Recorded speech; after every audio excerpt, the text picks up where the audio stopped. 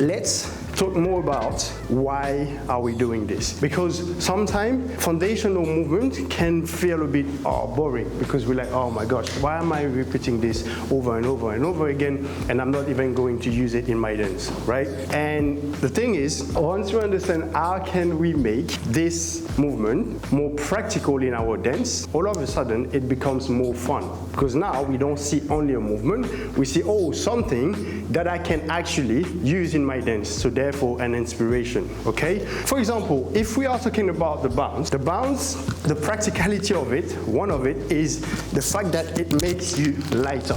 That's why, for example, when we were doing this movement, and then I could stay here without having to be too tired on my legs, right, is because of the bounce.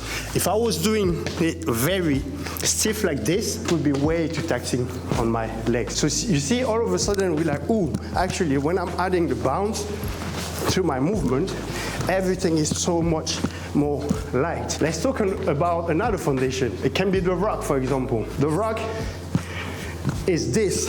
What's the practicality of this?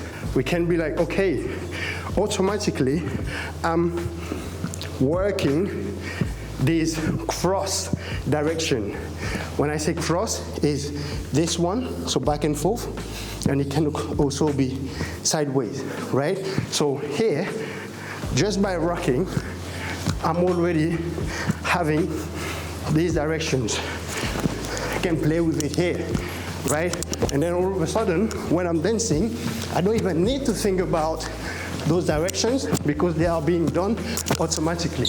You see what I mean? And right now, you make your dance more dynamic.